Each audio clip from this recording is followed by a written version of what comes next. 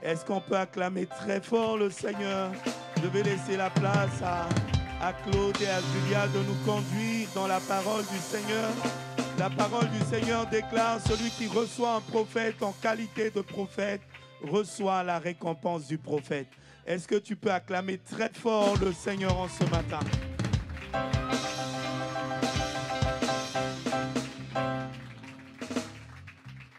Alléluia. Nous sommes très heureux de nous retrouver avec vous. Vous pouvez vous asseoir. Quelques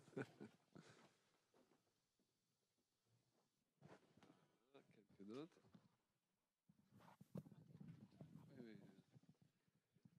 Voilà, ça fait du bien de se retrouver dans la présence de Dieu, de pouvoir libérer sa parole. Hier, nous avons pris le temps pour le faire, n'est-ce pas? Et je le disais à mon épouse, on aime bien se retrouver dans un week-end où on peut exprimer différents sujets que nous aimons apporter et sur lesquels nous aimons prêcher, n'est-ce pas, ma chérie? Oui. Oui, voilà. Elle est d'accord. Vous avez bien dormi? Nous aussi. On a bien dormi. On était vraiment dans la paix. On vraiment sentait qu'on était au bon endroit avec de bonnes personnes et que le Seigneur faisait grâce. Il est à la faveur de Dieu. Merci, pasteur, de Alléluia. nous avoir invités. Merci de nous donner cette liberté de pouvoir exercer le ministère. Et nous aimons donc, comme on le disait hier, libérer cette parole sous diverses formes. Donc, on aura l'occasion certainement de chanter, peut-être après la prédication ou cet après-midi. De toute façon, souvent, lorsqu'on est assis là avec mon épouse, elle me dit, bon, qu'est-ce qu'on va faire? J'ai dit, bien, attends qu'on soit sur l'estrade, on verra. Amen. Et quand on parle du prophétique, on peut l'exprimer sous une autre forme. On peut utiliser plusieurs termes pour expliquer la même chose. Ça signifie aussi le spontané. Amen. Parfois, il y a des choses que vous ne comprenez pas. Et puis, 5 minutes plus tard, vous êtes dans une situation, vous vous mettez en situation, et dans cette situation, le Saint-Esprit descend sur vous. Et c'est pourquoi n'attendez pas la fin de la journée pour que le Saint-Esprit descende sur vous. La Bible nous dit que pendant que Pierre parlait, le Saint-Esprit descendit sur ceux qui écoutaient. Alors, il n'est pas descendu sur ceux qui regardaient les mouches voler. Hein? Et il est descendu sur ceux qui écoutaient. Amen. Ceux qui écoutaient avaient leur cœur. Amen. Et donc, comme je le disais hier, si vous oubliez qui nous sommes, notre nom, Claude et Julia Payan, ça, c'est pas important. Mais on veut que vous vous rappeliez de ce week-end parce que Dieu aura fait quelque chose, aura débloqué une situation, vous a ramené dans une dimension supérieure. Et on finira d'ailleurs cette journée, bien que nous parlerons sur le thème du couple, avec une prière spéciale, vraiment pour que, à la suite de ce week-end, vous rentriez chacun dans une nouvelle dimension pour votre vie. Parce que c'est un temps où le Seigneur, eh bien, il veut nous amener à nous dépasser. Amen. Éphésiens 3:20, à celui qui peut faire par la puissance qui agit en nous, infiniment au-delà de tout ce que nous demandons et pensons. Dieu veut nous dépasser. Amen. Dieu veut qu'on soit surpris parce que quand ça arrive, c'est mieux que ce qu'on attendait. Je ne sais pas pour vous, vous n'en avez pas assez d'attendre quelque chose, il arrive moins. Vous attendez une grosse somme d'argent, il arrive une grosse facture. Il y a les connaisseurs.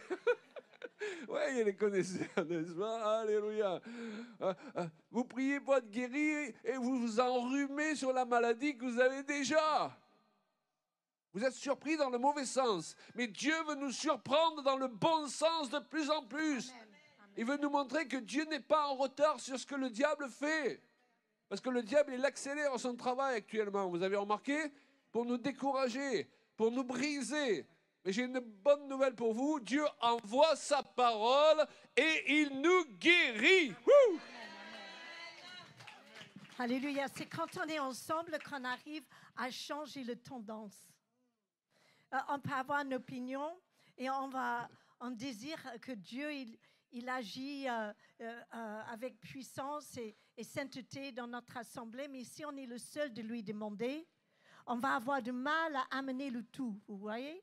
Que si on est ensemble, on marche ensemble, qu'on a le même... La Bible dit que les apôtres, que les... C'est bien, les étudiants. Qu'ils étaient ensemble, ils priaient ensemble, ils mangeaient ensemble.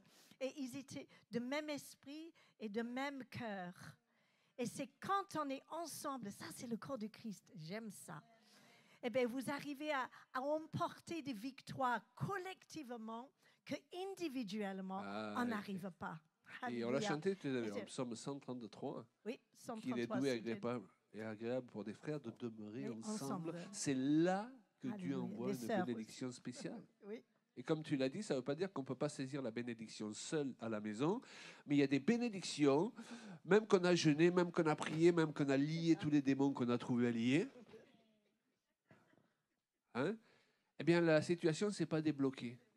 Parce que si on pouvait débloquer seul toutes les situations, il ne serait pas dit si deux d'entre vous s'assemblent aussi. Exactement. Parce que là, on va développer, on le verra dans le couple d'ailleurs cet après-midi, on va développer une onction plus forte. Mais si l'ensemble d'une église s'assemble, on va encore développer une onction plus forte et on va avoir des victoires qu'on ne peut pas avoir en tant qu'individu, seul. Parce que Dieu veut nous obliger d'avoir besoin des autres. Donc celui qui pense qu'il n'aura jamais besoin des autres, eh bien, il se fourvoie. Amen. Mais on est dans une société très individualiste. En fait, on supprime toutes nos collectivités en fait, dans notre esprit. On se dit, mais j'ai plus besoin de mari, j'ai plus besoin de famille, j'ai plus besoin de personne. Moi et Dieu seul, on s'en sort. Oui, mais on n'était pas fait pour ça. L'être humain, c'est on est des brebis, la Bible nous dit. Et des brebis, on ne peut pas avoir un seul mouton. Il va être malheureux. Il est fait pour être ensemble avec les autres. Ben oui, on est fait pour se frotter, se rencontrer, de trouver des solutions ensemble.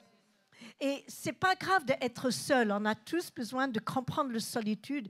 Jésus aussi, il se levait tôt le matin, il partait pour prier. On a besoin d'être seul parfois avec le Seigneur. Mais c'est l'isolation, d'être isolé. Ça, c'est grave. C'est de vouloir être avec les autres et pourtant, il n'y a personne. C'est pourquoi le Seigneur, il a créé l'Église. C'est parce qu'il a prévu dès le départ qu'on soit ensemble. Et ce sentiment de famille, ce sentiment d'appartenance, on a besoin de le retrouver, pas simplement dans l'Église, mais dans la société tout court. Le fait de pouvoir travailler ensemble et de mettre nos atouts ensemble pour qu'on arrive à mieux fonctionner individuellement et ensemble, l'ennemi fait tout pour effacer ça. Et on doit nager dans le sens contraire, les amis, n'est-ce pas? Et le psaume 133 nous dit qu'il est doux et agréable pour des frères Oui. de demeurer ensemble. Oui. Mais un jour, le Seigneur m'a interpellé. Il m'a dit, ce qui est en début de ces passages, c'est la condition pour que je me manifeste. Puisqu'il est dit, c'est là que Dieu se manifeste. C'est-à-dire qu'il fait couler une onction spéciale, qui est la démultiplication de l'onction que nous avons tous lorsque nous nous unissons. Est-ce que vous comprenez? Mais il y a une condition. C'est si nous créons ensemble une ambiance dans laquelle il est doux et agréable de se trouver ensemble. C'est pas parce que nous sommes ensemble que Dieu va se manifester. C'est quand nous créons une ambiance dans laquelle il est doux et agréable de se trouver ensemble. Lorsque tu rentres dans une église et tu as l'impression que les gens ils te jugent, oh t'as vu celle-là, la robe qu'elle a mis aujourd'hui, oh là là, la coupe de cheveux qu'elle a, ça lui va pas. Hein? C'est pas doux et agréable de se retrouver là. Est-ce que vous comprenez? Donc nous avons une condition pour que Dieu se manifeste au milieu de nous, on l'a vu hier, c'est d'être dans l'unité et puis d'écrire une ambiance où on est heureux d'être ensemble, il est doux et agréable. Dans ce cas, il devient doux et agréable pour le Saint-Esprit d'être avec nous. Et quand le Saint-Esprit se trouve dans un lieu où c'est doux et agréable, il ouvre ses valises, il distribue ses affaires. Amen. Moi, je veux qu'il soit doux et agréable pour ma femme de se trouver avec moi. Si j'ai un sale caractère, si chaque fois elle fait quelque chose, ça ne me convient pas. Vous allez parfois dans certaines même familles de chrétiens, c'est il ne faut surtout pas déranger. Papa, il va se mettre en colère. Papa, il n'est jamais content. Maman, là. C'est le stress. C'est pas doux et agréable d'être dans une famille comme ça. C'est pas doux et agréable d'être marié avec quelqu'un comme ça. C'est pas doux et agréable d'avoir un papa comme ça. Allô, allô? Amen? Donc, si nous avons besoin de rectifier certaines choses, personne ne nous condamne, mais on ne peut pas demander la bénédiction de Dieu et le fait que le Saint-Esprit fasse de nous des gens prophétiques, alors que nous ne créons pas une ambiance dans laquelle il est doux et agréable pour lui de se trouver.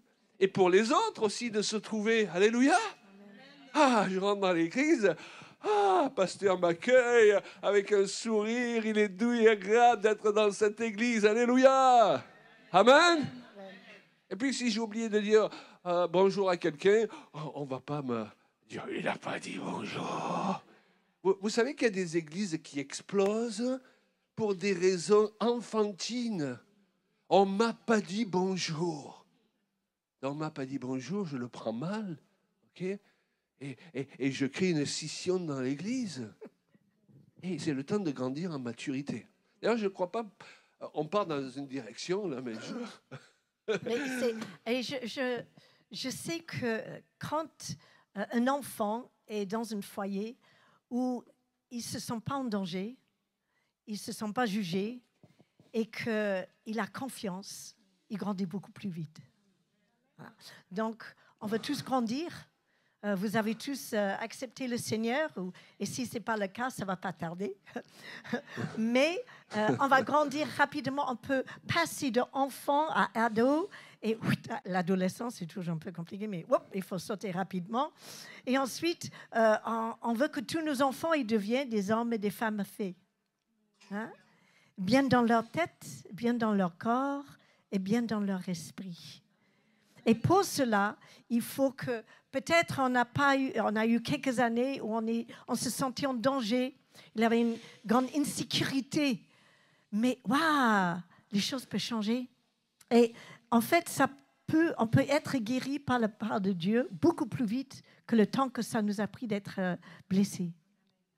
Et ça, c'est une vérité. Si on a été mal en étant jeune pendant une dizaine d'années, disons, eh bien, le Seigneur... il peut nous faire bondir dans le temps tout à l'heure. Et que d'un coup, ça y est, c'est fini. Mais pour cela, il faut le lâcher. D'accord? Et de se dire, ça, c'est avant. Hein? Je me rappelle de cette histoire, mais ça ne m'affecte plus. Aujourd'hui, c'est aujourd'hui, les amis. Alléluia. Et on va vivre pleinement ce culte ce matin parce que demain, on repart. Alléluia. Alléluia. Mais, alléluia. Mais on va profiter de ce temps qu'on est avec vous. Et ensuite, vous avez encore plein de choses de vivre avec le Seigneur. Et il va agir à travers vous, à travers chacun de vous. Parce que vous êtes dans une ambiance, dans une communauté, parce qu'une église, c'est aussi, on peut dire, communauté, où c'est bon et agréable de demeurer ensemble. Alléluia. J'ai beaucoup aimé ce que le pasteur a dit tout à l'heure. En l'espace d'une réunion comme celle-ci et d'un séminaire comme celui-ci, vous pouvez gagner des années. Et nous pouvons apprendre, juste là dans la matinée, tout ce que Abraham a appris sur la foi pendant toute une vie. Ça lui a pris une vie pour apprendre ça. Et aujourd'hui, nous avons l'avantage, amen, de pouvoir l'apprendre en l'espace d'une réunion. Wow! Et c'est pour ça qu'il ne faut pas mépriser ces moments, ils sont importants. C'est pour ça aussi que nous écrivons des livres avec mon épouse, parce qu'on n'a pas le temps, évidemment, de partager tous les points qu'on aimerait partager avec vous pendant ce week-end. Et donc, vous pouvez repartir avec un livre et continuer le séminaire tout seul, tranquillement, chez vous. Okay? Et donc, vous avez dit prophétique, c'est le thème qui est abordé ici, pour nous encourager à devenir prophétique et nous mettre en garde aussi contre les excès. Voilà, celui-là, je vais l'offrir. À qui est-ce que je vais l'offrir? Voilà, oh, attention, vous n'en avez pas eu un hier déjà? Non. Ça va. C'est une brochure volante. Donc, il faut que vous l'attrapiez au vol. Voilà. Bravo! Non. Il était une fois la foi, c'est notre aventure de foi. Quelqu'un dira, vous parlez de vous. Oui, mais parce que pour parler de Jésus, il faut bien parler de soi pour dire ce qu'il a fait dans notre vie. Amen. Il était une fois la foi. Sans la foi, avec mon épouse, on ne serait pas là aujourd'hui. Sans le miracle qui s'est présenté régulièrement sur notre chemin, on ne serait pas là aujourd'hui. On explique aussi. Ce n'est pas un livre où vous allez voir que des victoires. Quand j'ai écrit ce livre, ma femme m'a dit... rends-le le plus humain possible. C'est-à-dire, partage nos belles victoires et partage nos défaites aussi. Parce que si on partage que les victoires, les gens vont avoir l'impression que des serviteurs de Dieu, ils sont sortis du ventre de leur mère avec la Bible à la main, vous savez. Non, dans la vie, on a tous des défaites, même en tant qu'enfant de Dieu. Il faut apprendre à se relever pour se propulser encore plus loin parce que Dieu nous attend toujours avec le meilleur. Amen. Mais il faut qu'on parle aussi de nos défaites et de nos tristesses. Et c'est ce que j'ai fait dans ce livre. Ok. On n'a pas toujours été super sage et super malin dans la vie, surtout quand on est un jeune serviteur de Dieu. On en parlait à table hier. Parfois, on a du zèle, mais ce n'est pas toujours un zèle intelligent. Hein. Comme dit l'apôtre Paul, ils ont du zèle, mais sans intelligence. Et c'est important de savoir tirer enseignement du passé. Lutter pour sa destinée. Nous avons tous une destinée. Éphésiens 2:10, Dieu dit qu'il a préparé pour chacun de nous des œuvres d'avance pour que nous les pratiquions. Réussir sa vie, c'est pas juste de faire des choses bonnes, c'est faire les choses bonnes que Dieu a préparées d'avance pour moi. Ah oui. Tu peux faire des choses pour Dieu que Dieu t'a jamais demandé de faire. Et pendant ce temps, tu passes à côté de ta destinée et tu fais de la religion évangélique. Parce que réussir sa vie, c'est rentrer dans les œuvres préparées d'avance par Dieu. C'est marier la personne que Dieu a prévue comme mari. Quand je me lève le matin, je dis « Oh, c'est super, c'est la bonne ». Bon, c'est rassurant quand même. OK? On y reviendra cet après-midi. Donc, il faut lutter pour ce... Non, je ne l'offre pas. Il n'en reste pas beaucoup. Et d'ailleurs, beaucoup de livres sont partis. On a le livre sur le couple aussi qu'on a écrit ensemble. Ils sont déjà tous partis. Donc, on verra cet après-midi ceux qui désirent l'avoir, ce qu'ils pourront faire. En fait, on est venu en train et à notre âge, on ne peut pas porter des choses trop lourdes. Donc, on a pris une petite échantillon. À mon âge. Ah oui, c'était ton anniversaire hier. Non, mais en fait, donc on a amené juste une valise des choses, mais vous pouvez aller sur le site et s'il y a des titres qui vous intéressent. On a essayé d'écrire des petites brochures, en tout cas pour ceux qui ont parfois de mal à lire. Moi, je ne suis pas une grande lectrice. Quand c'est petit comme ça, d'abord, je peux le mettre dans mon sac.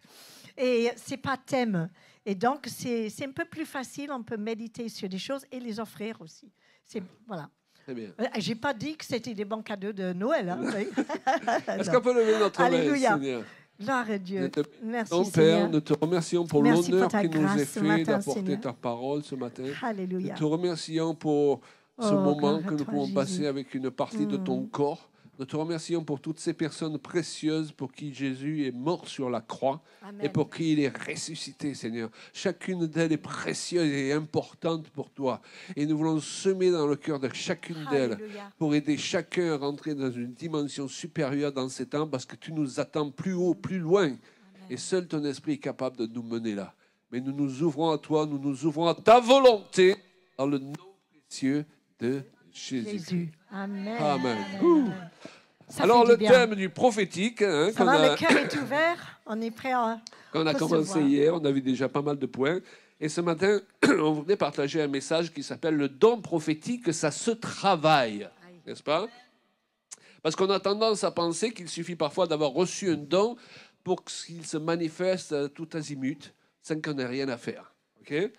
On pourra prétexter que tout don parfait, comme dit Jacques 1,7, vient d'en haut. Oui, tout don parfait vient d'en haut, mais les personnes qui exercent le don, est-ce qu'elles sont parfaites, elles? Le don, il est parfait, mais moi, je ne suis pas parfait, toi, tu n'es pas parfait. Donc, avec un don parfait, tu vas devoir apprendre à le manifester déjà selon la direction de l'esprit, n'est-ce pas? Parce que tu peux avoir un don et essayer de le manifester selon ta direction personnelle. Et on va le voir, tu vas devoir te laisser pénétrer de la sagesse de l'esprit aussi. Et on voudrait partager quelques points à ce sujet. C'est quand on travaille une chose qu'elle se développe, et l'année de même, pour bâtir une église, eh bien, tout ça, ça se travaille. On apprend de nos échecs aussi. N'est-ce pas? Il y a eu des échecs ici. Voilà. Il y a des experts en échecs. Bien, vous êtes des bons étudiants. Voilà, mais moi j'ai une bonne nouvelle pour vous. Vos échecs sont lavés dans le sang de Jésus-Christ. Dans un ministère sur l'estrade, il n'est pas là pour vous culpabiliser, il n'est pas là pour vous ramener votre passé, mais il peut vous encourager à regarder à votre passé pour en tirer un enseignement, pour vivre un meilleur futur. Amen. Mais maintenant, on l'a dit hier, n'amenez pas les casseroles d'hier dans votre futur. Et n'amenez pas non plus les paroles qui ont peut-être été prononcées sur vous, parce que le diable aussi, il utilise le prophétique. Il a son prophétique. Et il veut proclamer sur toi des paroles que si tu vas les croire, elles vont s'accomplir. Parce que la mort et la vie sont au pouvoir de la langue. Et ça marche dans les deux sens, la mort et la vie. La Bible nous dit que bénir, dans le texte hébreu, ça signifie prononcer des paroles sur une personne, et si la personne les reçoit avec foi, il lui sera fait selon ses paroles. Si je reçois avec foi des paroles négatives, elles deviennent une prophétie, une mauvaise prophétie qui ne vient pas d'en haut, mais qui vient d'en bas pour moi. Et peut-être que ça a commencé lorsque j'étais enfant. On m'a dit, tu es stupide, tu es moche, tu n'y arriveras jamais. Et j'ai cru ces paroles et ma vie est devenue un échec. Parce que le diable, il a prophétisé sur moi. Parfois, il a pu même utiliser mes parents sans qu'ils s'en rendent compte pour prophétiser sur moi l'échec. Mais moi, j'ai une bonne nouvelle pour vous. Papa du ciel, il a des bonnes paroles qu'il prononce sur nous. Tu vas réussir. Ok? Ton futur n'a pas à être comme ton passé. Amen. Aujourd'hui, si tu entends sa voix, c'est ce qui importe. Ce n'est pas ce qui a été hier. Aujourd'hui, si tu entends sa voix et si tu la crois, il t'en sera fait selon les paroles que tu entends être prononcées sur toi.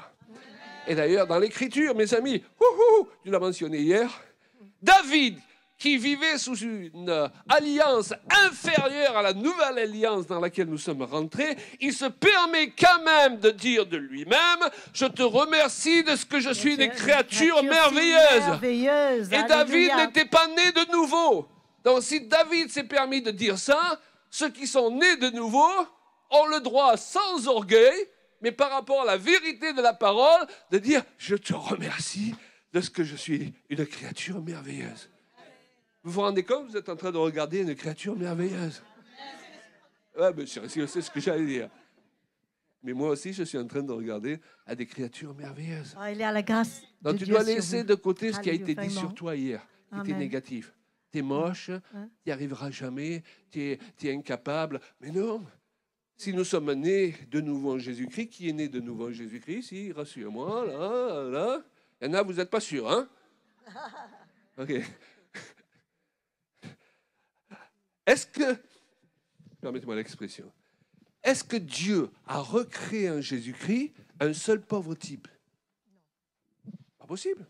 Nous avons été recréés à l'image de Christ. Ok? Donc le plus petit d'entre nous est un être extraordinaire. Simplement, tant que vous êtes dans ces corps de chair, parce que la Bible dit qu'un jour, nous revêtirons un corps semblable au corps qu'avait Jésus lorsqu'il est ressuscité. Amen. Mais ce jour n'est pas arrivé. Jésus, une fois ressuscité, il passait à travers les murs. Puisqu'ils étaient dans la salle, là. Ils étaient enfermés par peur des Romains, et Jésus est apparu au milieu d'eux. Oh, si tu essayes de passer à travers le mur, là, on va avoir un problème. On va t'amener à l'hôpital avec le nez tout écrasé.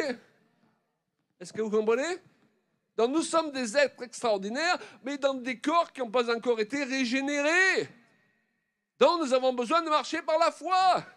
Quand on aura reçu un corps nouveau, on n'aura plus besoin de marcher par la foi, parce qu'on sentira ce qu'on est. Aujourd'hui, on est obligé de le croire alors qu'on ne le sent pas. Je me lève le matin et je ne sens pas toujours que je suis un vaillant héros. Parfois, j'ai l'impression d'être un vaillant zéro. Et c'est ce qui s'est passé d'ailleurs avec Gédéon, lorsque l'ange lui apparaît. Il lui dit, salut à toi, vaillant héros. Et les amis, il n'y a rien qui marche pour Gédéon. Mais les Madianites viennent dans le pays, ils font des excursions, ils ravagent tout. Et Dieu apparaît à Gédéon, lui dit, oh là là, ça va mal Gédéon, hein, ce qui se passe pour toi. Il dit, salut à toi, vaillant héros. Et Gédéon, il se tourne en disant, à qui tu parles, Seigneur? Parce que lui, il a l'impression d'être un vaillant zéro. Peut-être tu es venu ce matin, tu as l'impression d'être un vaillant zéro. Et peut-être que les chrétiens même que tu rencontres, au lieu de te remonter le moral et de te tirer vers le haut, comme on a dit hier, ils te tirent encore plus bas. Okay? Ah ben c'est vrai, t'as pas bonne mine ce matin. Oh là là, t'as dû commettre un péché. Hein? Ah ouais, Dieu, il n'est pas avec toi. Il est avec moi, mais il n'est pas avec toi. Et arrêtez d'écouter tous ces gens-là qui ont un rapport négatif. Entourez-vous de gens qui vous tirent vers le haut. Écoutez, arrêtez avec tous ces gens qui vous rappellent qui vous étiez au lieu de vous rappeler qui vous êtes devenus. Parce que les paroles ont un pouvoir. On a besoin que les gens prophétisent des paroles de vie. J'ai besoin, moi, d'avoir une femme qui me rappelle que je suis un vaillant héros. Parce que je l'oublie. Et quand j'oublie qui je suis, je me comporte comme qui je ne suis pas. Amen. Rappelez aux gens dans l'église quand ils viennent, ils ont eu peut-être une mauvaise semaine. Rappelez-leur qu'ils sont des vaillants héros, des vaillants guerriers, des vaillantes guerrières. Et ça, c'est déjà prophétisé sur les gens. Parce que prophétiser, c'est transmettre son inspiration. Et nous voulons nous assurer que notre inspiration, elle est juste. Il y a des gens, ils ont vécu des divorces, ils ont vécu des échecs, ils ont vécu des faillites. S'ils viennent encore dans l'église pour qu'on leur rappelle tout ça, il y a un problème. Non. On veut leur dire qu'avec le Seigneur, il y a toujours une fenêtre ouverte pour rebondir vers le meilleur. D'ailleurs, c'est le message... Je suis parti, écoute. D'ailleurs, c'est la base du message de l'Évangile. Quelle est la base du message de l'Évangile? Dans le jardin d'Éden, Adam et Ève ont chuté. Au lieu de dire « Ah, mamma mia, comment je vais faire ?» dit le Seigneur. Au lieu que Dieu dise cela, il a dit, je vais créer un nouveau plan supérieur au plan qui a périclité. En Jésus, je vais amener l'être humain à un stade de position et d'identité supérieur à la place qu'avait Adam lorsqu'il était sur cette terre. Pourquoi? Parce que nous ne sommes pas recréés en Adam. L'esprit d'Adam étant mort, nous ne pouvions pas être recréés comme Adam, qui pourtant était déjà créé à l'image de Dieu. Donc nous sommes recréés en Jésus-Christ. Alors ça peut vous paraître bizarre si on ne lit pas l'Écriture en rendant les versets complémentaires. C'est parce que la Bible nous dit que Jésus est sorti de Dieu, il est Dieu. Et de notre côté, il offre sa vie sur la croix, il ressuscite, et il ressuscite en tant que premier-né. Alors Dieu est de toute éternité, et puis d'un coup, il est le premier-né d'une nouvelle création. Ça peut paraître contradictoire, parce que Dieu a pris une part de lui qui est devenue une nouvelle création qui n'a jamais existé sur cette terre. Même Adam ne correspondait pas à cette nouvelle création. Je ne sais pas si vous comprenez. Et nous, nous sommes recréés par la nouvelle naissance en Jésus-Christ, pas en Adam, qui est une place supérieure. Et le diable est en train de dire, ben dis donc, j'ai fait tout ça pour ça. J'ai tout fait pour les humilier, pour les faire disparaître même du cœur de Dieu, de les séparer de Dieu. Et maintenant, ils sont tellement rachetés en Jésus-Christ et tellement recréés dans leur esprit par la nouvelle naissance que leur statut est supérieur au statut qu'a connu Adam. Alors ça, vous ne pouvez pas le réaliser avec vos émotions et vos sens parce que vous êtes encore dans des corps de chair. Et vous êtes obligé de le recevoir par la foi. Je ne peux pas comprendre qui je suis devenu par Jésus-Christ parce que je sens en ce moment. Je suis obligé de le comprendre parce que je sais. C'est pour ça que la foi vient de ce qu'on entend. Je ne peux même pas comprendre qui est Dieu parce que je sens de lui, parce que parfois je me sens abandonné de lui. Mais sa parole dit qu'il ne m'abandonnera jamais. Donc je peux comprendre qui est Dieu par rapport à sa parole. Quand vous quittez sa parole des yeux, vous commencez à couler. Parce que tant que vous êtes dans ce corps de chair, vos émotions sont souvent contraires à la réalité de la parole de Dieu. Amen. Et tous les jours, nous avons ce défi de croire ce qu'on a dit sur moi, ce que mes sens me disent et sur ce que Dieu dit. Et Dieu, il dit de bonnes choses sur moi. Dieu, il prophétise chaque jour de bonnes choses sur moi. Donc, nourrissez-vous des paroles prophétiques qui vous tirent vers le haut et mettez à la poubelle les paroles négatives qui ont peut-être été prononcées pendant des années sur vous parce qu'elles sont des prophéties qui s'accomplissent. Croyez. Amen. Et soyez, je vais te laisser le micro, soyez votre premier ami. Soyez votre premier prophète. Parce que vous pouvez devenir votre premier ennemi. Ah, Seigneur, je suis moche, j'y arriverai jamais. Ma mère l'avait bien dit, personne ne voudra se marier avec moi. Arrêtez avec ça. Tu peux être ton premier ennemi. Sois ton premier prophète. Pourquoi? Parce que dans la vie, il y a des moments où il n'y a personne pour nous remonter le moral. Vous avez remarqué? Si on ne sait pas se le remonter soi-même, et c'est ce qu'il fait David dans les psaumes. Qu'est-ce qu'il fait David? Il parle à son âme. Mon âme, ne te laisse pas abattre. N'oublie pas le Seigneur. N'oublie pas ses bontés. Et David, il est passé par des moments, croyez-moi, qui n'étaient pas toujours évidents. Alléluia. Donc, vous voulez être un prophète, avant de vouloir prophétiser sur tout le monde, prophétisez sur vous-même. Amen. C'était très bien. Merci, cher. C'était très bien. Moi, je voulais juste ajouter une chose, c'est que vous êtes tous tellement différents. Et la richesse est dans les différences.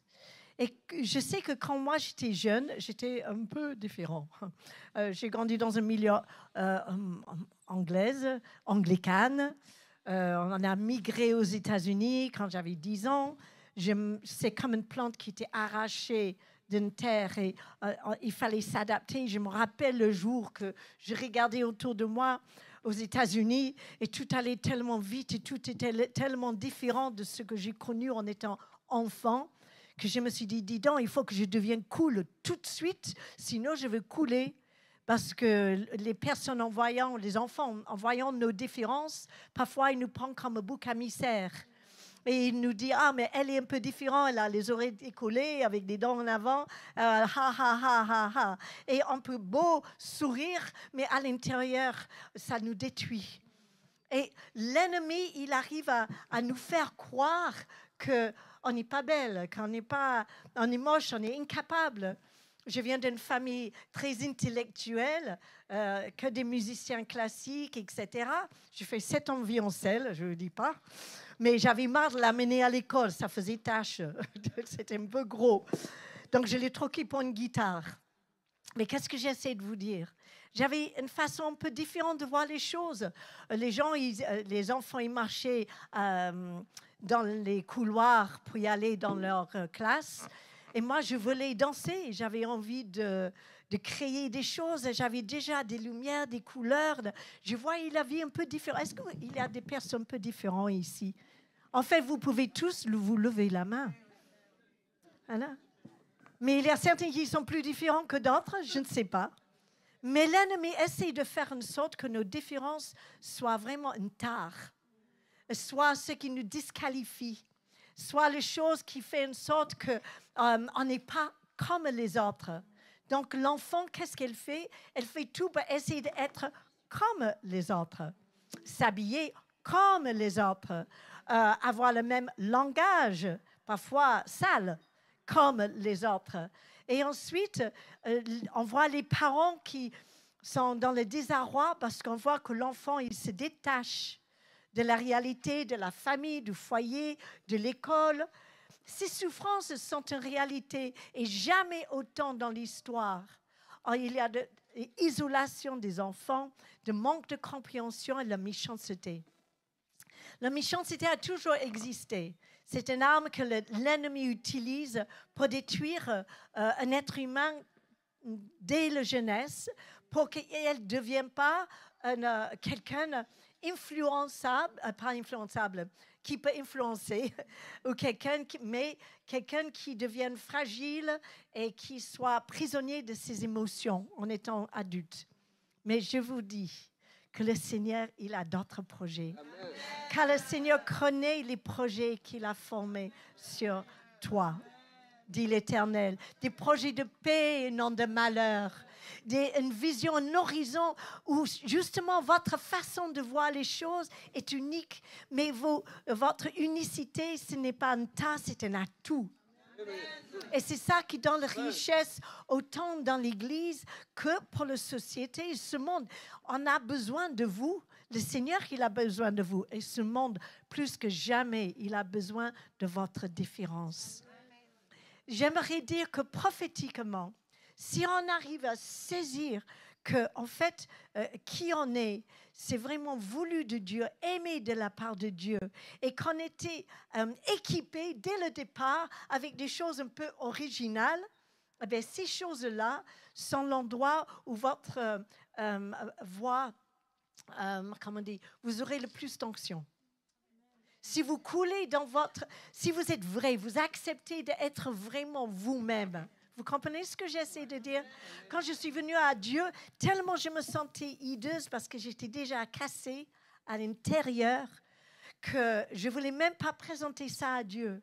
Et le Seigneur m'a dit, on ne peut pas avancer si vous n'enlevez pas ces mensonges, cette façade, cette masque, cette chose qui essaie de plaire aux hommes.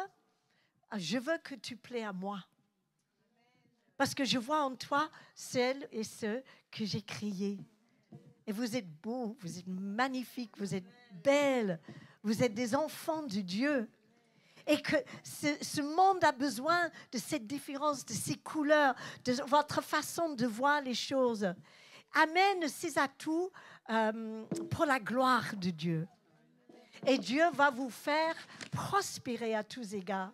Parce que l'onction de Dieu, la faveur de Dieu est sur chacun de vous, mais pas dans le personnage que vous essayez d'avoir, mais dans vous vrai, sans masque. Et votre beauté se trouve quand vous êtes vraiment vous. Je ne vous dis pas que vous ne pouvez pas vous habiller, mais votre originalité. Parce que Dieu a fait de chacun de nous original. Votre façon de parler de la part de Dieu aussi. Vous savez que Dieu, il a plusieurs facettes. C'est le même Dieu. Mais avec mon mari, on a un privilège de voyager dans toutes sortes d'endroits, même en France, juste en France. L'Alsace, c'est pas pareil que le sud-est, le sud-ouest. C'est pas, chaque endroit a son culture. Nos cultures sont pas mauvaises. Elles sont une richesse et elles devaient être cette couleur. L'évangile doit être partagé à travers tout ce que nous sommes. Et sans être,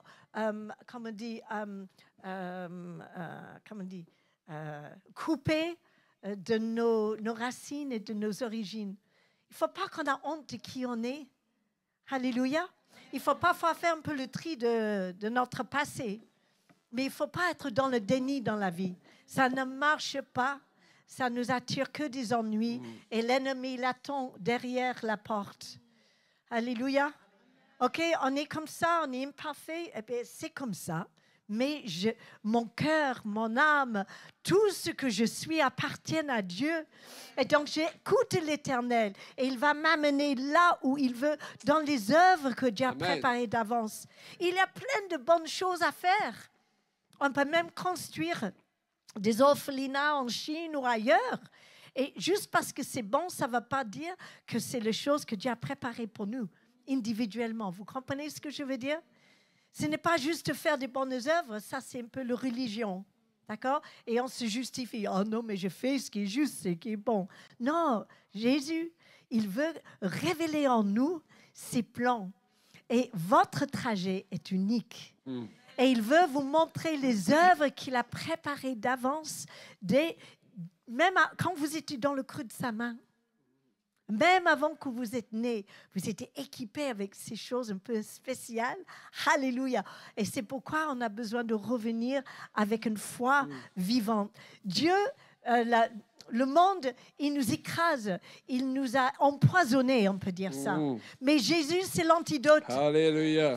Jésus, il coule sur nous de l'eau vive. Et cette eau vive nous nettoie et nous purifie. Et on avance. Alléluia. Merci Seigneur, parce que je veux que même ma vie soit prophétique, parce qu'on marche dans l'obéissance. Amen. Et ce monde, plus que je finis avec ça, ce monde a besoin de voir des gens entiers, intègres, bien dans leur cœur et dans leur corps.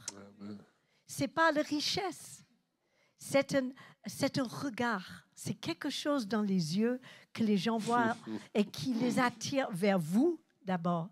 Et pourquoi? Parce que c'est Christ en nous. Alléluia, qui est l'espérance de la vie. Alléluia. Et ils sont attirés parce qu'ils voient Christ à travers vous. Et vos vitres, vos yeux sont nettoyés parce que vous êtes purifiés par le sang de Jésus. Et vous n'êtes pas encombrés par des tas de façades totalement inutiles et qui polluent le message pur qui sort de chacun de vous quand vous êtes vraiment vous. Amen. Votre onction sera le plus fort quand vous êtes vraiment le vrai vous. D'accord? Alléluia. L'unicité, c'est ça. L'unicité est un L'unicité. facteur d'onction. Donc, n'essayez pas d'être l'autre. Si vous vous êtes appelé même à prêcher l'évangile, n'essayez pas de prêcher juste comme l'autre. N'essayez pas de prophétiser comme l'autre. C'est ça. On se rend compte que parfois les gens sont des photocopies d'autres ministères. Ils parlent de la même façon. Oh, c'est pas le Seigneur. Et calme-toi. Amen. Dieu n'aime pas les photocopies. Il ne veut que des originaux. Dieu il veut Alléluia. les originaux. Alléluia. Soyez pas une photocopie. C'est ça. Amen. C'est Alléluia. agréable de le savoir. Hein? Alléluia. Tournez-vous vers quelqu'un, dites-lui, sois fier de qui tu es. Alléluia. Sois fier de qui tu es. Sois fier de qui tu es en Jésus-Christ. Amen, Tu n'as pas amen, besoin amen. d'essayer d'être quelqu'un d'autre. C'est ça. Dieu t'a jamais demandé d'être une copie de l'autre. Amen, amen. OK? Alléluia. Donc, quelques points que nous voulons partager sur le prophétique pour travailler le don prophétique. Avec tout ce que nous avons dit déjà jusqu'à présent, ça peut vraiment nous aider à développer quelque chose dans le prophétique qui Alléluia. n'est pas pollué, si je peux dire. C'est ça. Vous savez? Qui n'est pas pollué par la chair, qui n'est pas pollué par le doute, qui n'est pas pollué par le fait qu'on cherche à paraître ou autre. On veut simplement être utilisé par Dieu dans la simplicité. On peut être utilisé par Dieu pendant la réunion, oui, c'est vrai, mais le gros du prophétique, comme le gros du miraculeux et le gros de la vie chrétienne, ça se vit dans la semaine. Vous pouvez avoir des paroles de connaissance pour votre patron au travail. Vous pouvez avoir une parole de connaissance pour la boulangère quand elle vous tend le pain. Amen. Vous pouvez avoir la parole qu'il faut au moment qu'il faut pour la personne qu'il faut. Le prophétique, c'est ça. C'est la parole qu'il faut au moment qu'il faut pour la personne qu'il faut. Et parfois, on est tellement compliqué. Mais si c'est la parole qu'il faut pour la personne qu'il faut, même une parole qui semble un peu trop enfantine pour quelqu'un qu'elle ne concerne pas, peut sauver la vie d'une autre personne. Un jour, dans une église, il y a une personne qui est venue, qui était en pleine dépression. Elle a dit au Seigneur, si tu ne me parles pas ce matin, en sortant de ce culte, je vais mettre fin à mes jours. Et il y a quelqu'un qui était là et qui a senti que le Seigneur lui disait, cette personne disait au Seigneur, si tu ne me dis pas que tu m'aimes vraiment, que je lui prie à tes yeux, je vais en finir avec ma vie. Et il y a quelqu'un pendant le culte qui a reçu cette parole vraiment très forte qui disait, lève-toi et dis que le Seigneur dit à quelqu'un, je t'aime, tu as du prix à mes yeux. Mais il dit, bah, c'est un peu simple quand même, c'est un peu bateau, hein? OK? Alors, ça pouvait être bateau pour tous ceux qui entendaient, qui n'avaient pas spécialement besoin de cette parole, et pour cette personne-là, ça sauvait sa vie. Est-ce que vous voyez? Donc, la parole, elle est puissante par rapport à ton besoin. C'est pour ça que la Bible dit, ne méprisez pas les prophéties, parce que si ça ne correspond pas à ton besoin à toi, mais que ça correspond aux besoins de l'autre, tu peux le mépriser en disant, ben, elle n'a pas trouvé mieux à dire. Alléluia! Le Seigneur, il veut qu'on ouvre nos yeux. Okay? Il veut qu'on soit attentif et qu'on croie que Dieu peut nous utiliser d'une façon prophétique. Amen. Vous êtes tous des êtres prophétiques. Vous avez reçu le Saint-Esprit, mais aussi il y a une eau fraîche qui coule du trône de Dieu pour nous donner une inspiration tous les jours. Dès le matin, on doit demander à Dieu, ouvre mes yeux, parce que le diable veut nous aveugler et veut nous donner, couper notre imagination. Vous savez que Dieu utilise l'imagination pour prophétiser. D'accord? Ce n'est pas... Parfois on dit, oh non, mais c'est que moi, mais c'est pas... OK, il y a peut-être des tas d'images qui passent devant vous, mais dans toutes ces images, il y a très, très probablement celle qui vient d'en haut. Donc, c'est une question de faire un tri, pas une question de se dire que tout ce qui vient de moi, c'est pas bon. Comment? Ouais, amen. Oui. C'est une question de faire un tri dans Ouais. toutes les pensées qui nous viennent. Amen. Alors, le premier point que je partage là, c'est ne pas imaginer qu'on est quelqu'un d'exceptionnel parce qu'on prophétise. Et d'ailleurs, mes amis, si vous voulez prophétiser à l'église, commencez à prophétiser chez vous. Qu'est-ce que je veux dire par là? Vous savez, à la fin de beaucoup de journées avec mon épouse, on a d'ailleurs tous les deux des petits carnets, vous savez. Et souvent, on se pose la question le soir, où est-ce que tu as vu Dieu aujourd'hui?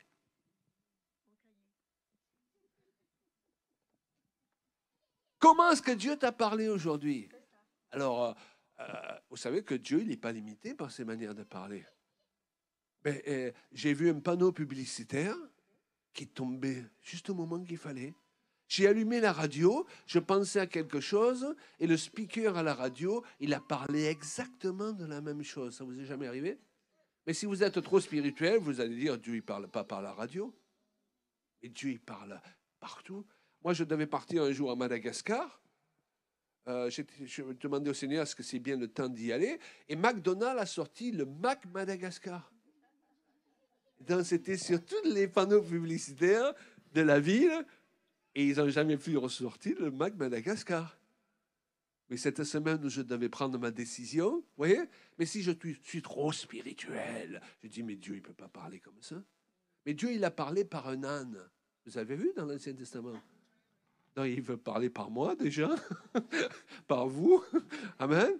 Et il peut parler par différentes manières. Job, il dit Dieu parle de plusieurs manières, mais c'est nous qui n'arrivons pas à discerner. Pourquoi? Parce que parfois, nous jouons les trop spirituels. Nous cherchons Dieu, dans l'impression qu'il va nous parler comme Moïse sur la montagne. Ah, Joël, ainsi parle le Seigneur. Et donc, tant qu'on n'entend pas cette voix audible, on ne bouge pas. Mais Dieu parle de beaucoup d'autres façons. Alors, vous savez pourquoi on se promène chacun? D'accord. Vous savez pourquoi on se promène avec des petits carnets? Parce qu'un jour, je me suis aperçu que j'étais capable d'arriver, de me rappeler de tout ce que le diable il avait fait pour, permettez-moi l'expression, me pourrir la journée et oublier tout ce que Dieu il avait fait. Mais en le notant, je me suis rendu compte que Dieu faisait beaucoup plus de choses que ce que le diable fait dans la journée. Amen. Mais il fallait que je le note parce que l'adversaire faisait en sorte que j'oublie. Et c'est la nature humaine. Il y a 10 personnes qui disent que vous êtes extraordinaire. Mais il y en a un seul qui dit que vous êtes un tocard. Et la nuit, le seul truc qui vous perturbe, c'est ce qu'a dit cette personne. Vous oubliez tout ce que les autres, ils ont dit. Il ne faut pas aller dans le sens de cette nature humaine. C'est dans ce sens que sont allés Adam et Ève. Parce que dites-moi, dans le jardin d'Éden, il y en avait des arbres quand même. Pourquoi a-t-il fallu qu'ils aient juste touché à celui-là? Hein? Donc, mes amis, goûtez à tous les arbres que Dieu il a mis dans le jardin. Mais il y en a certains, il faut juste pas les toucher. C'est notre perte. Il y a des paroles, il faut pas les ressasser. Il y a des choses, il faut les évacuer. Amen. Et là, qu'est-ce qu'on fait ce matin? On fait le plein de paroles positives. Alléluia. Certaines d'entre elles sont des paroles de connaissance pour vous, pour des gens personnellement. Ne passez pas à côté du prophétique parce que les voies d'expression, je te le rends? Allez, je ne sais pas. Les voies d'expression du prophétique sont très diverses. Alléluia. Le Seigneur m'a parlé à travers des girafes. Alors, c'est pourquoi j'ai mis une girafe sur mon petit carnet. Mais cette histoire de carnet, c'est vraiment quelque chose que, en fait, la fin de journée, de demander, Seigneur, est-ce que j'ai vu des signes?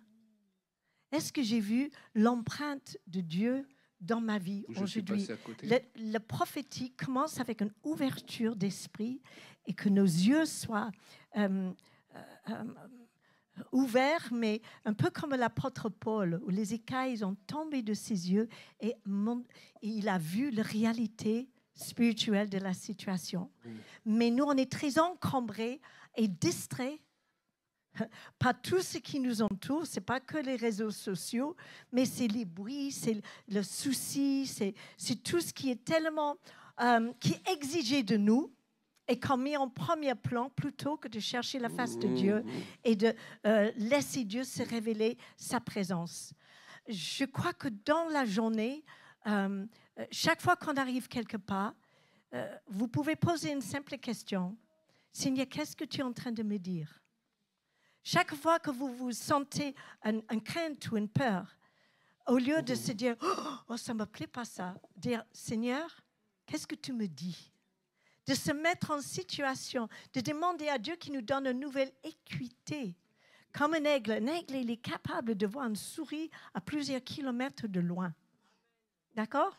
Et nous, on a besoin de discerner les temps, discerner les situations et de recevoir de la part de Dieu. C'est ça d'être quelqu'un de prophétique. C'est que je ressens, c'est pas d'être oh, je sens que je dois mettre 2 chaussettes des couleurs différentes ce matin. Non, ça va. On a les pieds sur terre, ok? Je suis enracinée, fondée dans l'amour du Christ. Oui, il y a des gens qui sont prophétiques, mais alors... c'est un petit peu... Il y a beaucoup de gens... C'est de trop. Ils sont mystiques. Il ne faut pas confondre entre prophétique et mystique. J'ai l'habitude de le dire, je te redonne le micro, qu'il y a trop de gens, même dans les milieux évangéliques. Le Seigneur, il est au 3e ciel, on est d'accord? Mais eux, ils se sont débrouillés de monter au 4e ciel. Même Dieu, il ne les suit plus. D'accord? Donc faites attention. Quand on parle de prophétique, ce n'est pas pour devenir mystique. Hein. Il faut garder les pieds bien sur terre, avec la tête dans le ciel. Hein. Mais si la tête et les pieds sont dans le ciel, il y a un problème. Et c'est pourquoi que le matin, quand vous vous réveillez, tournez votre regard vers le Seigneur. Écoutez. Est-ce qu'on entend des bruits en arrière? Mais concentrez-vous. Alignez vos pensées aux pensées de Christ. Alléluia. Et de dire, Seigneur, ton serviteur écoute. Dès le matin. Et ensuite, on le redit le soir, avant de s'endormir. Alléluia. Des songes, des rêves. Seigneur, je crois en toi. Est-ce que je vais rencontrer un ange? Est-ce que je vais être quelqu'un? Est-ce que je vais être une parole prophétique pour quelqu'un sur mon chemin? Il faut se mettre en situation et de marcher dans cette réalité spirituelle. De se dire, tu me demandes de parler à cette personne, mais je ne le connais pas. Agir promptement. Parce que si on ne le fait pas rapidement, le logique de ce monde va voler ce geste. Alléluia. Seigneur, je veux juste prier une seconde. Seigneur, merci de descendre sur nous. Ouvrir nos yeux, ouvrir nos cœurs, ouvrir le discernement avec intelligence et sagesse. Ce n'est pas d'inventer des choses, c'est de saisir tes pensées pour que je sois un verset biblique ambulant, pour que je sois inspiré de ta part et que je peux marcher dans les œuvres que tu as préparées pour moi. Alléluia. Amen. Amen. Alors, il y a des paroles prophétiques, il y a des signes prophétiques aussi qu'il faut apprendre à lire. Vous savez, un jour, on partait au Canada, et là aussi, on avait besoin vraiment de confirmation du Seigneur dans ce qu'on fait. Et juste la veille, avant de prendre l'avion, sur la route, chez nous, il y a une petite biche qui passe. C'est la première fois que je vois une biche par chez nous. Okay? On prend l'avion, on arrive au Canada. C'est ma fille qui vit au Canada.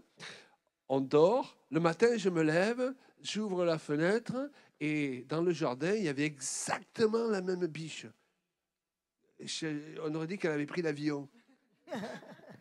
Qu'est-ce que je veux dire? Voilà. Combien de probabilités il y avait que je me retrouve le lendemain, alors que c'est la première fois que je voyais une biche dans la région où j'habite, que je me retrouve au Canada, en ouvrant les fenêtres et tomber sur une biche, mais le même gabarit, ça aurait pu être une biche plus grosse, etc. Vous voyez? Et la deuxième fois où on est allé au Canada, exactement pareil. On loue un Airbnb, on se lève le matin, une biche.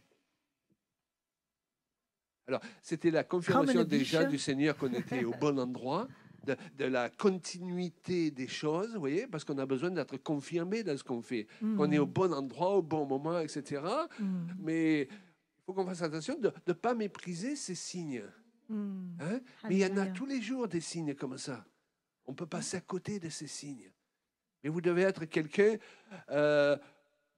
non pas qui dit au Seigneur, parle plus fort, Seigneur, mais quelqu'un qui écoute mieux pour entendre Dieu. Ma femme l'a dit hier, le problème, c'est pas que les oiseaux, ils chantent pas là, en ce moment. C'est que, comme on est dans la ville, on les entend pas. Mais si on part tous à la campagne, là, ils vont pas se mettre à chanter. Ah, ça y est, ils arrivent, les gars, mettez-vous à chanter. Ils sont en train de chanter déjà. Ouais. Et Dieu, la Bible dit, parle tous les jours. Ouais. Mais c'est nous qui n'écoutons pas. Ouais. Dans la prière, c'est pas Dieu parle plus fort, c'est Seigneur, aide-moi à mieux t'entendre entendre. et à mieux discerner les différentes manières par lesquelles tu parles, parce que souvent tu me passes devant et je te vois pas. Amen. C'est pour ça que la Bible dit que certains ont logé des anges sans le savoir. Amen. Alléluia. On peut se trouver confronté au surnaturel, mais comme il n'est pas manifesté de manière spectaculaire, on pense que ce n'est pas surnaturel. Est-ce que vous comprenez? Mais la nouvelle naissance, il n'y a rien de plus spirituel et surnaturel que de naître de nouveau. Mais quand vous naissez de nouveau, vous n'êtes pas projeté en l'air. Comment est-ce que je dis? Bon, nous, il arrive, des fois on prie pour les gens, et il y a des gens, ils sont projetés en l'air. Ça m'est arrivé de poser la main à quelqu'un, bah, il est projeté. C'est spectaculaire, mais ce n'est pas plus important que la nouvelle naissance. Donc, si vous êtes trop esclave du spectaculaire, vous allez passer à côté du surnaturel qui est là tous les jours. Amen. Donc, merci Seigneur pour le spectaculaire. Mais Dieu, il n'a pas dit que sa présence est là parce qu'il y a du spectaculaire. Il n'a pas dit, je suis au milieu de vous parce que les murs tremblent. Ben, merci Seigneur quand les murs tremblent. OK, mais on ne les voit pas dans les actes trembler tous les murs. On est d'accord? Il y a des actes spectaculaires, particuliers qui sont manifestés par le Saint-Esprit, mais ça ne se passe pas tous les jours. Par contre, le Seigneur l'a dit, là où 2 ou 3 sont assemblés, je suis au milieu de vous. Amen. Et il a dit encore une chose, c'est que celui qui croit en moi, ben le Saint-Esprit déjà, il habite en lui. Hein, il fera les œuvres. Amen. Donc Dieu veut nous mener plus loin. Hier, je donne un petit exemple que j'ai rencontré quelqu'un sur mon chemin qui a profité sur ma vie quand j'avais 13 ans et que ces choses m'ont marqué au fer et qu'ils sont devenus réalité dans ma vie. Mais j'ai quitté la maison quand j'avais 20 ans avec mon sac à dos et ma guitare pour faire le tour du monde toute seule. Quelle bonne idée! En tout cas, je croyais. En fait, je fuyais. J'aimais Dieu, mais j'avais besoin. Et je me rappelle, mon père ne m'a pas empêché de partir parce qu'il savait que de toute façon, j'allais partir. Mais Dieu, il veille sur nous quand on prend des bonnes décisions, mais aussi quand on prend des mauvaises décisions.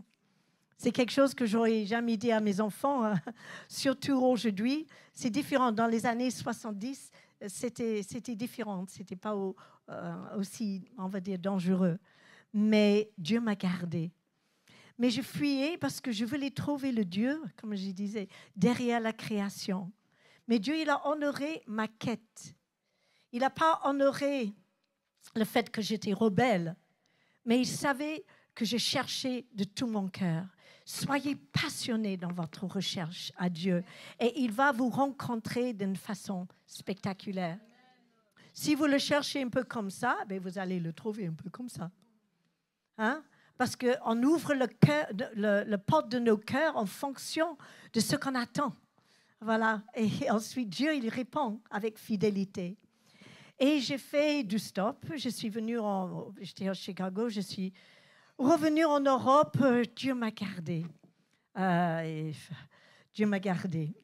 Mais je suis finie en Espagne à un moment donné, où j'ai pris un petit bateau pour les îles Baléares. C'était plus du tout ce que c'est aujourd'hui. Ibiza, Majorque, c'était pas du tout les boîtes de nuit comme aujourd'hui. Il y avait 3 bergers, quelques hippies et des pêcheurs. J'ai épousé une hippie. C'était un accoutrement, chérie. Mais j'étais sincère. Et je voulais vivre. Et j'ai trouvé un monsieur qui avait un petit bateau qui voulait ramener le bateau en France.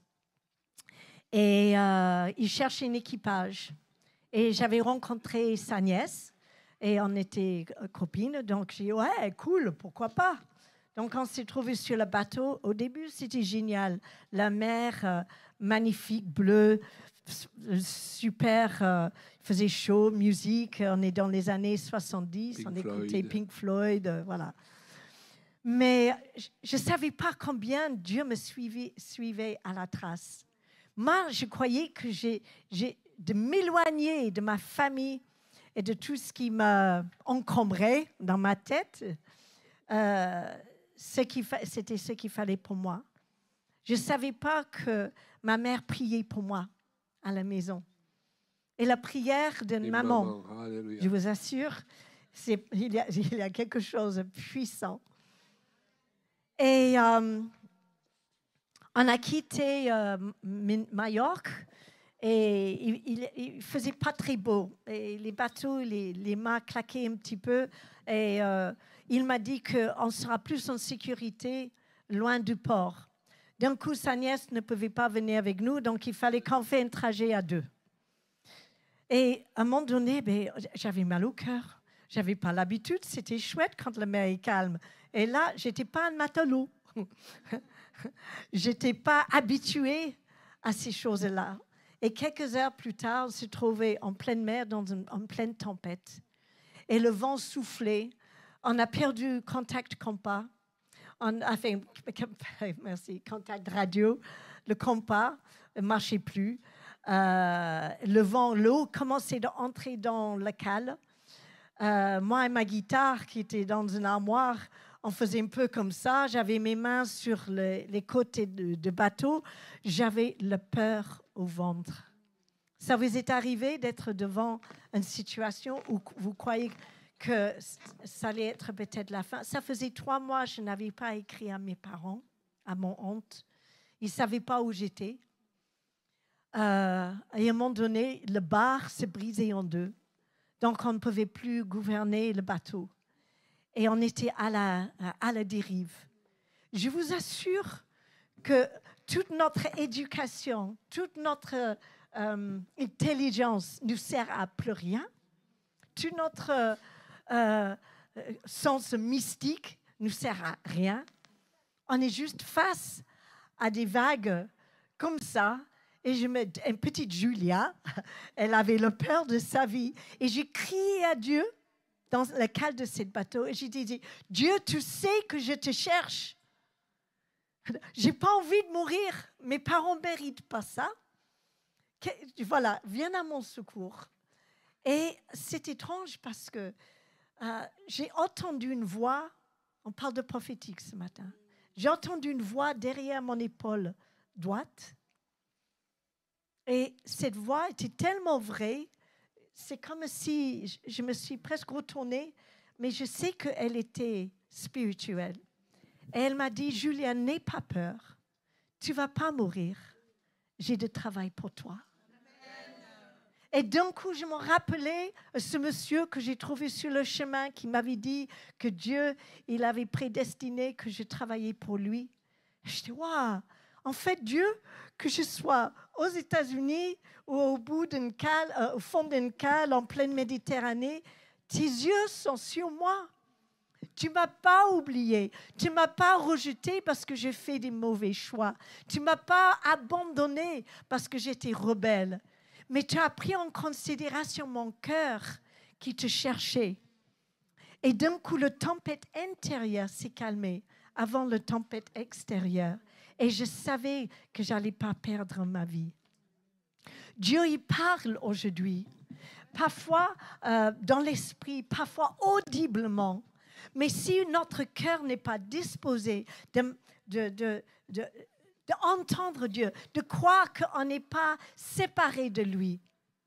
La Bible nous dit on n'est pas abandonné. Même avant de connaître vraiment qui il était, parce que je n'étais pas encore convertie. Je cherchais Dieu. Il était avec moi. son esprit m'accompagnait. Donc, un petit mot pour vos enfants rebelles qui ont pris des mauvais choix. Ne vous inquiétez pas, Dieu il est sur leur cas. Alléluia. Il ne les abandonne pas et il est en train de les tirer vers lui. Toutes les routes qu'ils prennent pour essayer de s'éloigner de vous et de s'éloigner de Dieu, en fait, il fait un gros détour. Amen. Mais le GPS de Dieu les ramène constamment. Alléluia. Amen. Crois en Dieu et crois dans son esprit. Et Dieu va leur parler. Alléluia.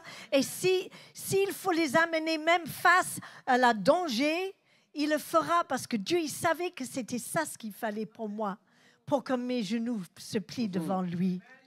Et vous savez ce qui est arrivé? Eh bien, le matin, on s'est trouvé, la tempête était terminée, le bateau était cassé. On a pris 3 jours avec un morceau de bois dans le gouvernail pour l'amener jusqu'à Toulon, parce qu'il connaissait quelqu'un qui pourrait peut-être réparer le bateau.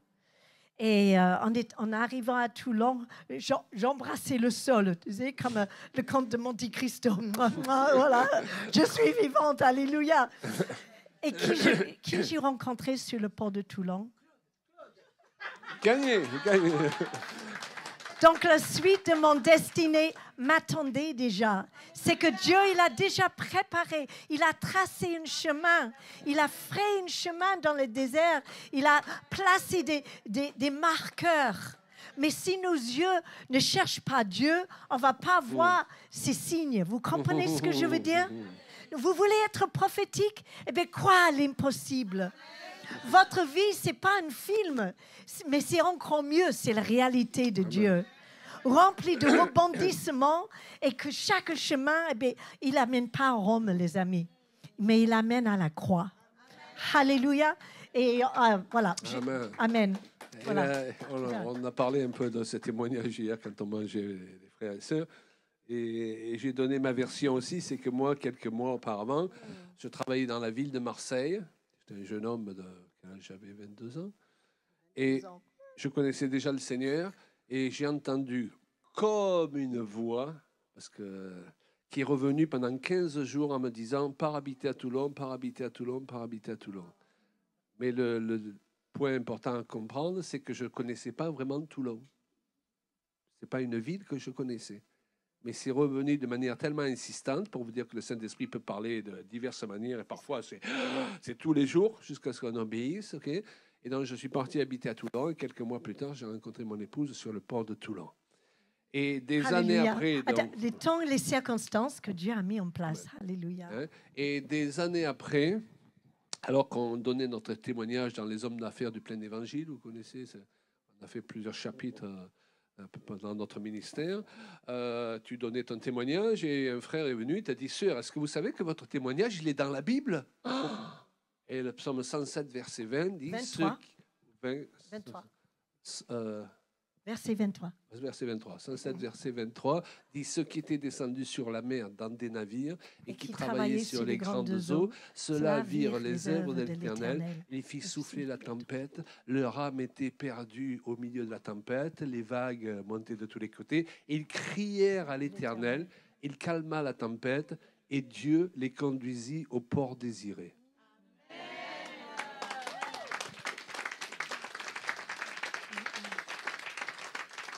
Ça, c'était une parole prophétique pour nous. Dans la Bible, quand vous lisez la Bible, vous trouvez des paroles prophétiques pour vous, personnellement. Votre vie, elle est là quelque part, votre vie. C'est ça.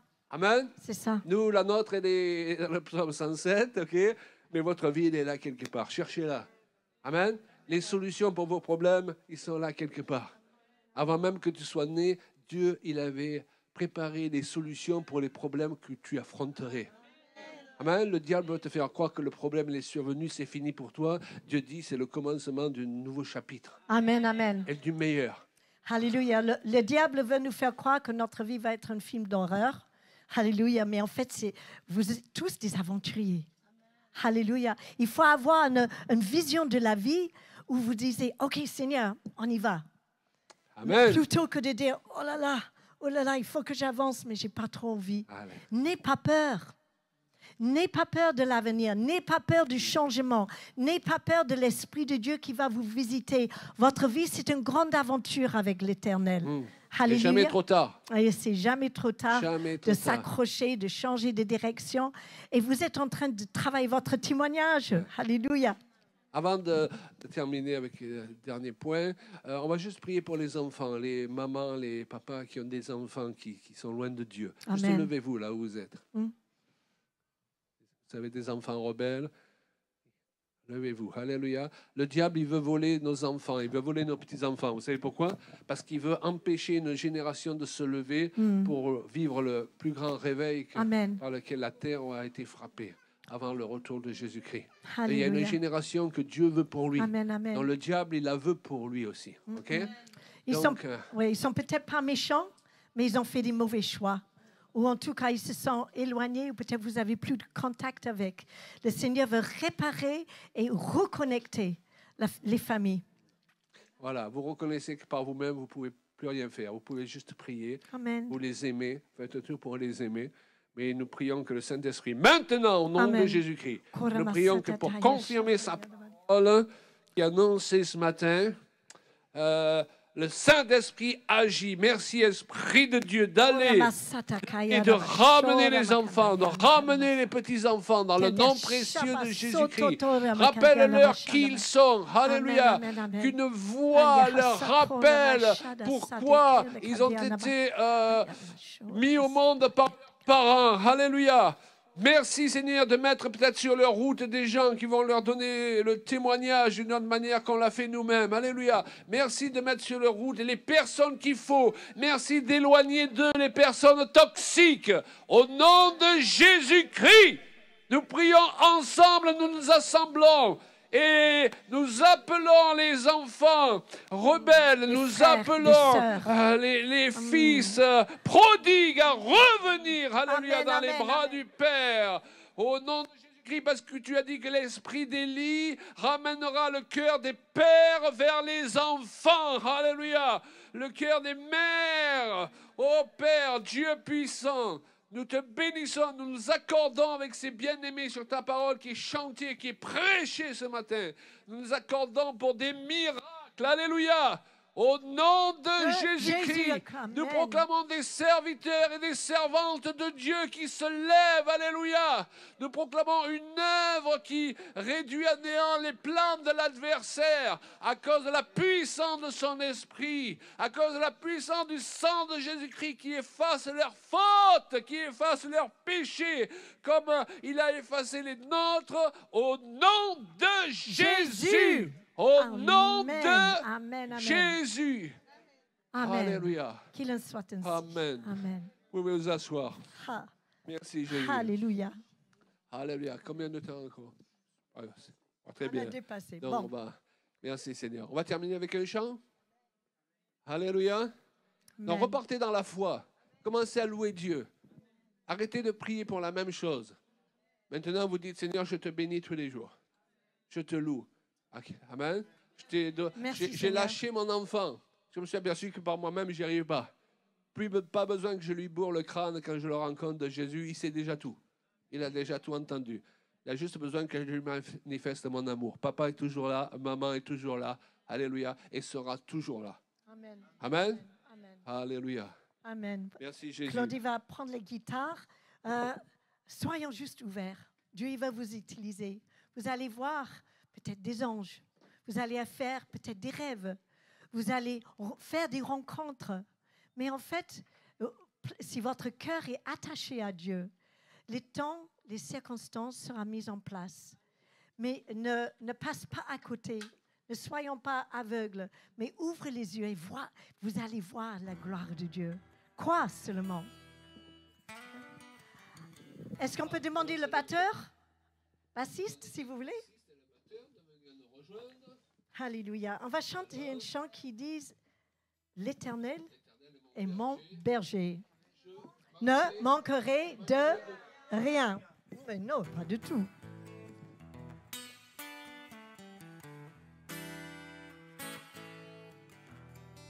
Mi mineur, ré et le suite.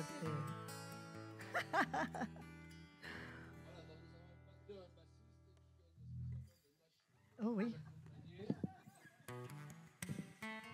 Même pianiste. Pour vous faire payer les billets d'avion, vous voyez avec Pasteur Patrick, hein, d'accord? Vous êtes prêts à proclamer le psaume 23? Alléluia. Et vous ne manquerez de... Amen. Et vous dites, l'Éternel est mon berger. Je ne manquerai de rien. Non, non, non, non. Il me fait reposer Il me fait reposer dans de verts pâturages. dans de verts pâturages. Wouh!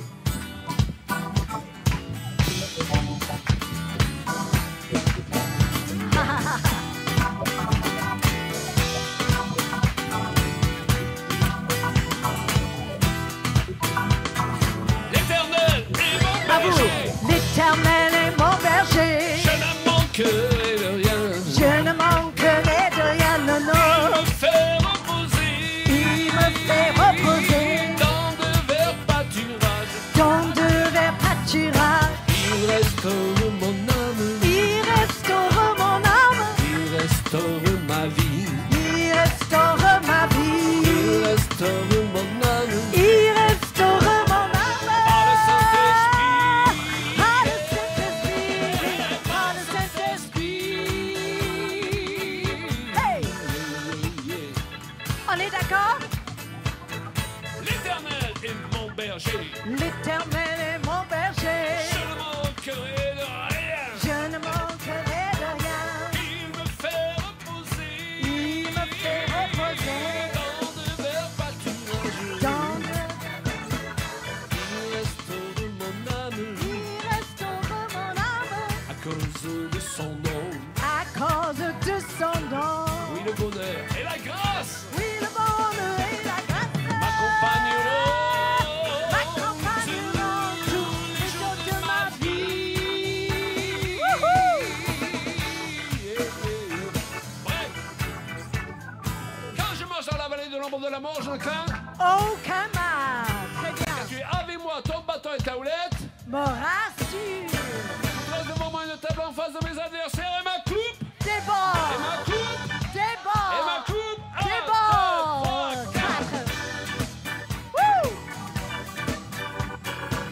L'Éternel est mon berger. Wouh!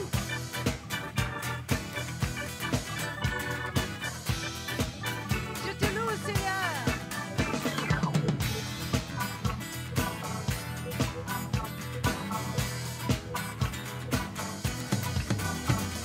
Wouh!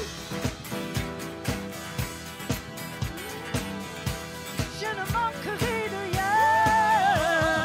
L'Éternel est mon berger. L'Éternel est mon berger. Je ne manquerai de rien. Je ne manquerai de rien.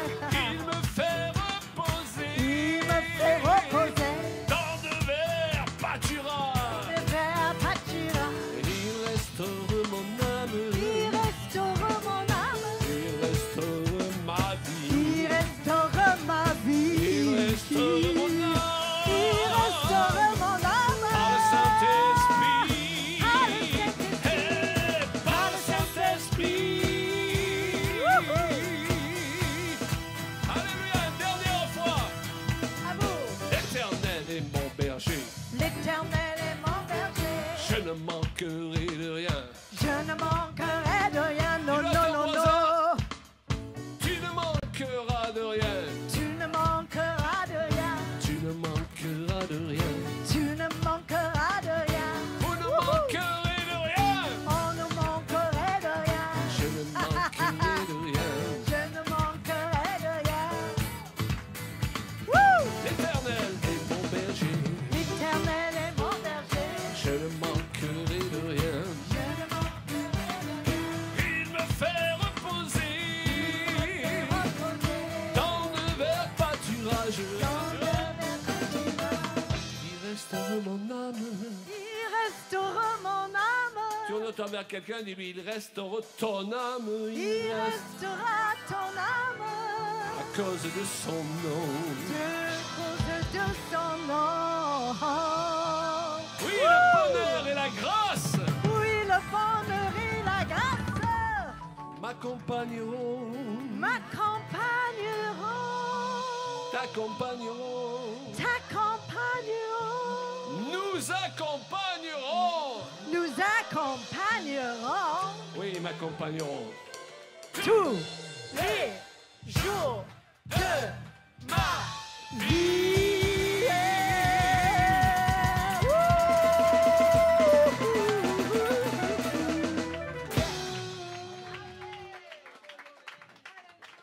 Ah, ça fait du bien.